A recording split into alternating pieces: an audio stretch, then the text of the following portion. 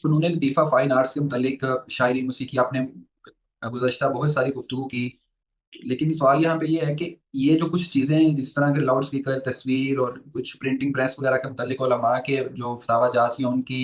نظریاتی اجتہادی آراء وقتاً فوقتاً تبدیل ہوئیں، تو یہ جو آنے والے بھی کچھ بقیہ فنون لطیفہ میں سے چیزیں باقی ہیں جیسے شاعری ہے، مصوری ہے، موسیقی ہے، میوزک ہے، اسی طرح اداکاری ہے،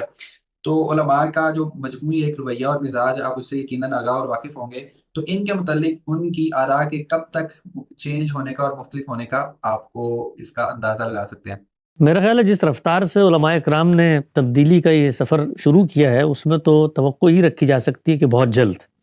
کیونکہ ہماری تو میرا خیال ہے میری سوچ کی حد تک، میں جس مدرسے میں یا جس پس منظر میں پلا بڑھا تو 2008-9 تک یہ صورتحال تھی کہ تصویر کے معاملے میں بھی اتنی شدت اور تردد تھا کہ جس کا اظہار ناممکن ہے، لیکن 5-6 سال کا اسپین ہے کہ جس کے اندر علماء اکرام نے اتنی تیزی سے ان بدلتے ہوئے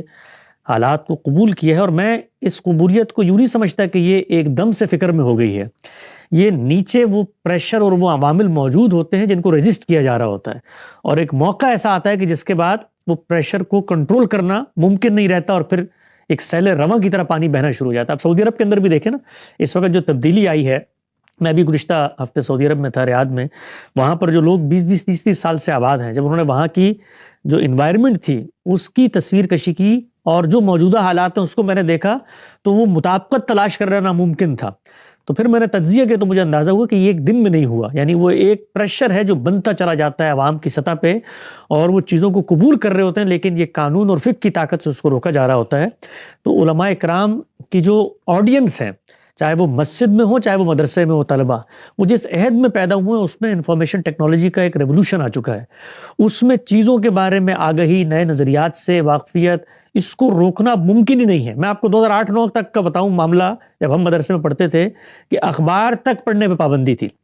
اور کیمرے والے موبائل کی تو امکانات ہی نہیں تھے، اور تصویر حرام مطلق تھی، یہ سب چیزیں ہوتی تھیں، لیکن اس کے بعد جس تیزی سے سفر طے ہوا، کیوں طے ہوا؟ اس لیے کہ جو نیچے لوگ موجود تھے وہ ان چیزوں کو اصلاً قبول کر چکے ہیں، تو علماء نے صرف ایک تھوڑا سا ہیلا کر کے، تھوڑی سی تعویل توجیہ کر کے اس کو ایک رنگ دینا ہوتا ہے، وہ رنگ انہوں نے دے دیا۔ تو میرا یہ خیال ہے کہ وہ وقت دور نہیں ہے کہ جب آپ حلال موسیقی کے مظاہر بھی دیکھیں گے۔ ابھی بھی آپ دیکھیے، اگر غور کریں، جو علماء اور مدرسوں کے ترانے بننا شروع ہوئے ہیں،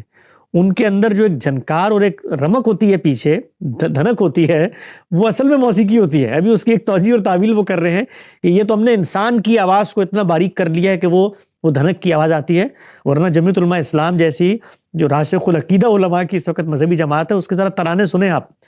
اور لوگوں کو اگر دلچسپی ہو تو گوگل کریں، گل خوبان دی قائد نامی اس طرح کے بڑے مشہور ترانے ذرا دیکھیں، ان کے اندر باقاعدہ موسیقی ہے،